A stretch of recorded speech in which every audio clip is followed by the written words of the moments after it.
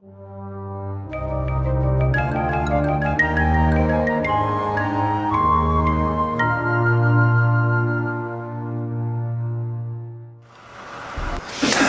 has 18 statutes. I'm just going to go quickly and then I want to talk about marriage. A man shall leave his parents and cleave to his wife, and they will become one flesh. Marriage contract is between the father of the bride and the groom. We don't do that today. Husbands have authority over their wives. Sometimes, well, we don't do that today either. I'll just say that I'm not being flippant. You'll see what I mean by that. We are not to marry those of heathen nations. This is not a race thing. It's not saying you can't marry someone of another race. It's the heathen part. Do they follow God or not? Do they follow His law? It doesn't matter what they look like. A female betrothed to her master can be redeemed, but cannot be sold to a foreign nation. Redemption is always by the father or the nearest kin. Redemption is divorce. When they're splitting up, the dowry goes back to the family. We don't understand anything about that because we don't do dowries, but I'm going to explain this in just a minute. If a female is betrothed to the master's son, she shall be treated according to the custom of daughters. The custom of daughters is the bride price and dowry. A man with more than one wife shall not diminish one for the other. This is polygamy. Polygamy is okay by scriptural standards. So if I have one wife and I marry a second, I can't diminish the rights of that first wife. What's that mean, diminish the rights? Well, she has a greater inheritance right for her children. That's what the manner of daughters means. Okay. That's right. Yeah. But that's illegal in the States, right? No, it's not. I'll explain it in just a minute. When the wife is falsely accused of not being a virgin, the father should bring the consummation bedding to the elders as proof of virginity. So, being a virgin before marriage is very important. It's not that being the virgin is important. It's the fraud. You have to be honest about it. Okay, because it's a fraud to lie to your husband about that. The tokens of the damsel's virginity, that's the consummation bed. We don't do this today. We probably should, but we don't. When the wife is falsely accused of not being a virgin, the husband shall be punished. So the husband's chastised. It always goes both ways. To protect the woman so that she's not falsely accused. Because that would be completely unfair to her to be accused of something like this. When the wife is falsely accused of not being a virgin, the husband may not divorce her. So she can divorce him, but he has to stay married to her till she leaves him or until one of them dies. A man must not remarry his wife if she has slept with another man. So if you get divorced, you can get remarried, but if she's married someone else and then divorced again, you can no longer remarry. He who has taken a wife is given a year to rejoice with her. God's honeymoon period is a year.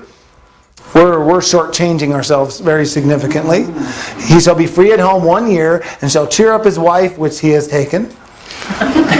Don't you love the King James? King James, yes.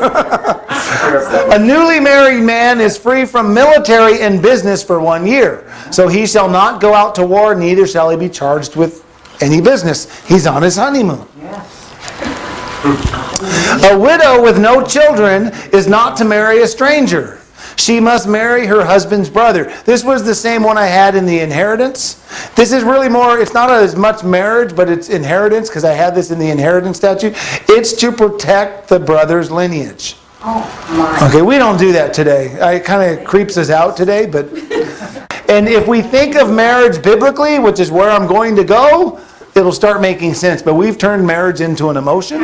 Is this all going to come back into at some point in history? In the millennium, we're going to be doing this. We're going to be doing all There's this. no doubt about it. Okay, there's some laws of a jealous husband, which is kind of complicated. Then I'm going to talk about what marriage really is. If a man believes his wife was unfaithful, but does not have any witnesses, he shall bring her to the priest with a barley offering with no oil or frankincense. Okay? If it be hid from his eyes, he doesn't know if she was unfaithful. He shall bring his wife unto the priest with a barley meal, no oil, nor put frankincense thereon, because it's an offering of jealousy, not for something pleasant, basically. The priest shall mix dust from the tabernacle floor with water from the laver and charge the woman with an oath while her head is uncovered. Okay, so they're going to charge her with an oath. All right, he's going to take it from the dust of the floor, uncover the woman's head, and charge her with an oath.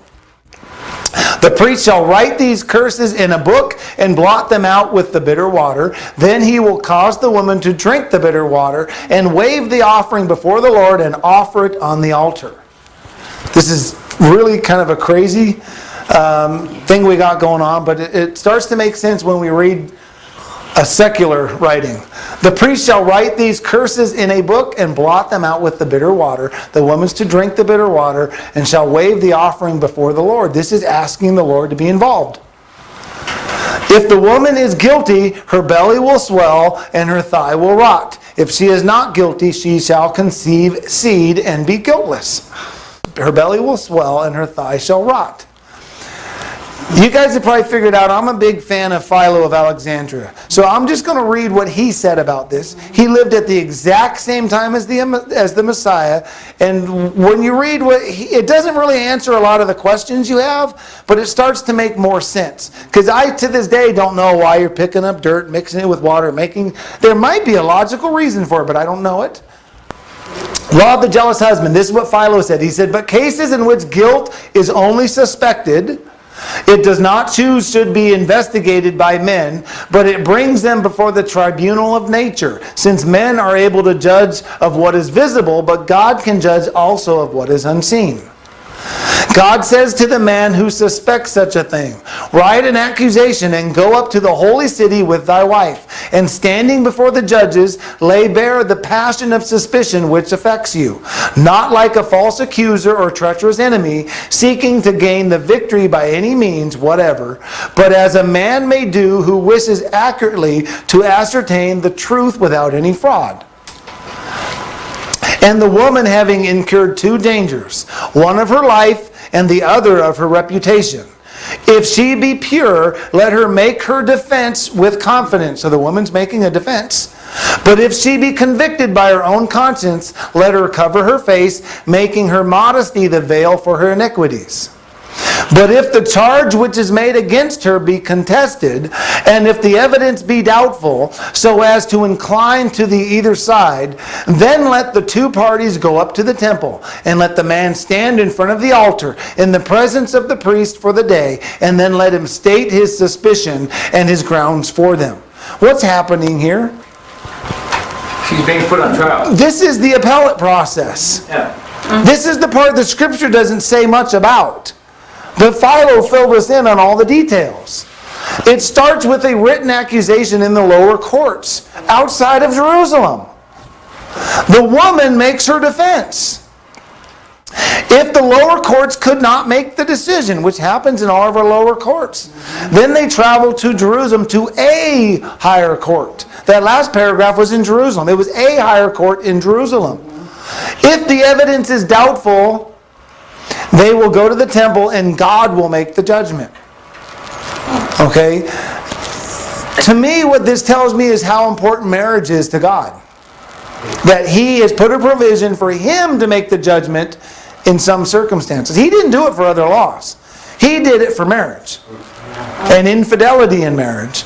And a way to solve this problem when you don't know. What if can the woman do that to the husband? I personally, the Scripture doesn't say one way or the other, but I personally believe yes. In every other judgment that was made in the Scripture, God went both ways, equal rights for women when it comes to that. And there's nothing in Scripture that says they can't. So I would say yes, but you don't find the judgment adjudicated in the Scripture.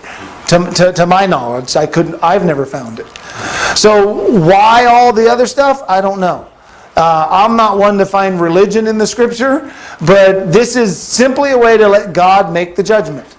And He will make the judgment by ruining her reputation, by making her belly swell and her thigh to rot. What a lot of people think the thigh to rot means is her reproductive organs. She's going to become barren and she can't produce and she's going to have damaged parts. If she's innocent, she's going to give child, which is exactly what God's capable of doing. If she bears children, all the proof in the world, she's not guilty. And that's all she's got to wait for. So I've been looking for a scientific explanation for that weird process that's going on, and I don't think it's science. I think it's just God. I'm more convinced after reading Philo that if God's using that process, it's God doing it, and God's making the judgment for the man and wife to determine this. So there are three types of marriage. This is what I was trying to get at, all right? There's a civil law marriage. This requires a marriage license. There's a common law marriage. This is a contract between the husband and wife. And then there's a patriarchal marriage. This is a contract between the husband and the wife's father. Which one's biblical? The two bottom first. Yeah. Well, you know I love the common law, but there's a place for this when the father's not available. It's not entirely what the Bible describes, but there's a place for it, because if the father's not available, who do you contract with? The woman. Yeah, what if the woman's all by herself? The reality is Hebrew law requires that women are to be taken care of from birth to death. A man is to be taken care of a woman from birth to death. Her father raises her up and eventually transfers that. I don't want to use the word liability, but that's what the law books use. The law books use liability, but transfers the liability to take care of her to the husband. When the husband, if divorce happens, they go back to the father. And that's the way it's supposed to work. So women are always, that's a higher status for women. It's not a lower status, and our problem is we flip that thinking. Okay, what is a civil law marriage? Civil law marriage is a marriage license. When you repeat your vows, this is what the Ohio Legal Service says. This is what the laws in Ohio say. When you repeat your marriage vows, you enter into a legal contract. There are three parties to that legal contract. Wait, how many people are you marrying? One. You're marrying two people, believe it or not. Oh, you're married. There's a third party to this marriage. The state. You, your spouse, and the state are the three people getting married. The state is a party to the contract because under its laws, you have certain obligations to the state and responsibilities to each other, to any children you have, and to the state. That's what a marriage license is. We used to not do this. Marriage licenses are new. Why are we doing it today? When did they start marriage licenses? They started in the 1800s after the Civil War. Not everybody did it right away. It's only recently that everybody's doing it. But that's the process. It takes time. This is a three-party limited contract between the state, the bride, and the groom. The state writes the contract and is the head of the contract, which requires a marriage license. Wait, I thought God said the husband is the head. See, men are not the head of their households anymore. No way. By law, we're not. A license, this is what Black's Law Dictionary says. It's permission accorded by a competent authority conferring the right to do some act which without such authorization would be illegal or would be a trespass or a tort. This is permission to break the law. Which law are we breaking? God's law. The common law, God's law. We're getting permission from the state to break God's law. Do you know why? Do you now see why I keep saying these rulers are what the Bible calls gods? They're putting themselves in the place of God. And they're giving us permission to break God's law. Changing laws. That's what a license is. Think about all the licenses we have. A marriage license gives us permission to break God's marriage laws. Realty license gives us permission to break God's land selling laws that we're not supposed to do. Driver's license, well, that's the tricky one, but believe it or not, driving is an act of commerce. Traveling is not. Traveling is a common law right. Driving is engaging in commerce, and the Bible calls it Canaanite trafficking. It goes all the way back to the traffickers in Canaan. It's forbidden in God's law. So when they tricked us, we're not really engaging in commerce, but that's what we're getting the license to, which is why they can regulate it. Do you see what's going on? This is what a civil law marriage is. Do you need a marriage license to be married? Nope. Did Abraham have a marriage license? Nope. No, it's not necessary, and our courts will rule based on the marriage contract you had. A common law marriage. A common law marriage is an agreement between a man and a woman to enter into a marital relationship without a civil or church ceremony. This is why I'm not a huge fan of common law. There should be a public ceremony. Okay, there should. That's biblical. But the common law is not perfect. It's the best thing we got for God's law today. But you can still do that. But you can still do it. Yeah, there's nothing saying you can't. Right. Okay, this is a two-party contract between the bride and the groom. There is no license, and the state is not involved. Why do we want the state involved? We don't. No, we don't. Why would we want the state involved? We get screwed up. A patriarchal marriage is the manner of daughters. This is what the scripture commands us to do. It contains a bride price, commonly called bride wealth. The bride wealth, also called a bride price or marriage payment, is payment made by a groom or his kin to the kin of the bride in order to ratify the marriage. Without a bride price, a patriarchal marriage is not ratified. In such cultures, a marriage is not reckoned to have ended until the return of the bride wealth or bride price has been acknowledged, signifying divorce. So the bride price is a down payment. If the marriage falls apart, the bride price goes back to the wife's family. Do you see how this is her protection? Let's read on. A dowry, that's the property which a woman brings to her husband in marriage, now more commonly called a portion. It is given to the husband to be enjoined by him so long as the marriage shall last, and the income of it belongs to the husband. Do you see how valuable this is? Income. Yes. Well, the dowry does not belong to the husband, but he has control over it. Gotcha. When the divorce happens, he loses control of it. You know, we got that all messed up in India. Well, India does bride price, they just do it wrong. They do it all wrong. Yes, they Then they do. burden the wives when it runs out. They've got it backwards. Spend dowry, yeah. We're better off with what we're doing probably than what India is doing. A portion is the share falling to a child from a parent's estate. Portion is especially applied to payments made to younger children out of the funds comprised in their parents' marriage settlement. Do you remember the inheritance we talked about? The portion is the inheritance. The firstborn male gets the double portion. The rest of them get the portion. Women get their dowry. Fathers take care of their daughters until they marry them off. And then they give their inheritance and it becomes part of the marriage. If I were selling my daughter, I would get a high bride price because that bride price becomes her dowry. And then whatever I add on top of it. And it's the wealth of my daughter that she brings into the marriage. Do you see how this is her protection? And what you add to it, the dowry? Yes. Yeah. If I didn't have anything to add, the bride price would just be the dowry. But a good father's going to add some to it. What you're trying to do is set up your daughter to have success in her marriage. And I'm talking business now, you guys, not emotional success. Okay? This is a female's inheritance.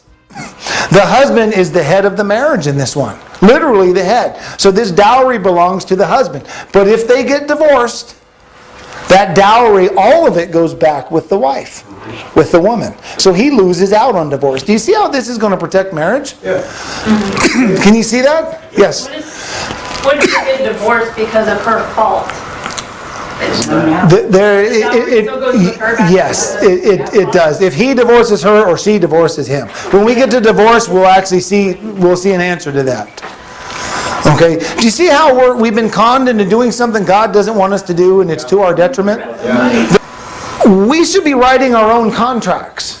Why would we not write our own contracts in marriage? Instead, we're taking the state's contract and going by their marriage, which is why if we want a divorce, we got to go ask their permission and follow their rules for the divorce.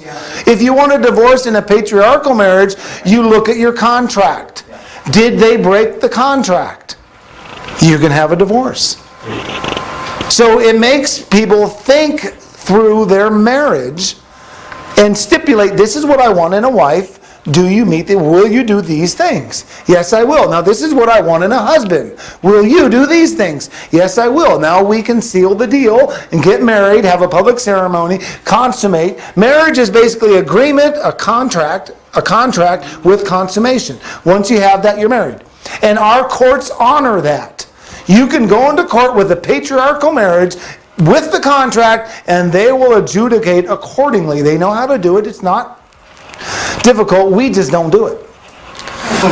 The father gives the bride away because the boy paid the bride price. The father is divesting himself of the liability of his daughter. He's required to take care of her. The boy is accepting the liability of the daughter. Now the boy is required to take care of her. And in case of divorce, that just flips back. Or to the next oldest kin. If the father's dead, the oldest brother. That brings up polygamy. Polygamy is the offense of having several wives or husbands at the same time. Or more than one wife or husband at the same time. Notice how it says offense? It's not an offense in the scripture. We think of it that way today. If he take him another wife, her food or raiment, and her duty of marriage shall not be diminished. How can it be sin if God regulated how we do it? If God gave us laws on how to do it, how is it sin? We think it's wrong and it's not. You can have multiple wives if you don't have a marriage license. Reynolds versus United States tells you that. It's from the 1800s. If he didn't have a marriage license, he can have multiple wives. Because the state's out of it. But since we signed the state's contract, you have to follow their rules. And it's just that simple. If you write your own contract, if your wife says, yeah, I'll marry you, but you can't marry anybody else. If you put that in the contract, can you marry someone else? No. No, you're in breach of contract now. So why don't we regulate our own marriage contracts? It doesn't make sense. You can't. Here's the difference. If you have a marriage license, you get the state's benefits. If you don't have a marriage license, you don't. So you can't write off your taxes, your children. You can only write off your taxes of your children if they have a birth certificate and you have a marriage license and you have all of their contracts in place. You don't get their benefits. See, do you want God's benefits or do you want the United States benefits? Tax benefits aren't They're there. trying to bribe you. No, they're not. It's not even worth it. Yes? Doesn't the New Testament say that the man should be a husband of one wife? Well, that's for a deacon, and it's a good policy, but I'm going to talk to you about, let me finish this. Polygamy is only illegal if you have a marriage license. Polygamy is a social status. Marriage is God's business model. We think of it emotional today. Marriage is not emotional. It's a business model. If the father is the owner of a private business, he would have several sons. These sons would start and manage supporting business, and he'd build his enterprise. Henry Ford did that in America. He did. Exactly like God said, and look how successful he was. The competition to this is called a corporation. Corporations are the state's business model. The state is a corporation. I went over that several lessons ago. They recruit businesses to incorporate under them. This is how the state reproduces. So, marriage is the common law equivalent to a vertically integrated corporation. How corporations are tiered and build a business model? God's model was marriage, and you'd build through your family. So what's polygamy for? All right. Who should be polygamous? Rich people. Very successful and wealthy people. You have to be able to afford it. None of us should be polygamous. I'm just going to be blunt about it. None of us should be polygamous. You don't marry multiple wives for pleasure. Okay, I'll just put it that way. So why are you teaching us? We could be out of here, right? Yeah, you're right. Small business owners and those who work for wages should not be polygamous. There's no reason for us to do it. This is for a very small few. If you think about the people in the scripture, it was David. So these were the biggest, most powerful people in the land. Kings. Regular old people weren't. Abraham, we don't realize, but if you count the number of cattle he had hundreds of men for servants. How many servants do you guys have? How many do you have working for you? A few. Some of us might have one or two, but we're not like, so big. This is supposed to be our family and a family I can't enterprise. even afford one wife.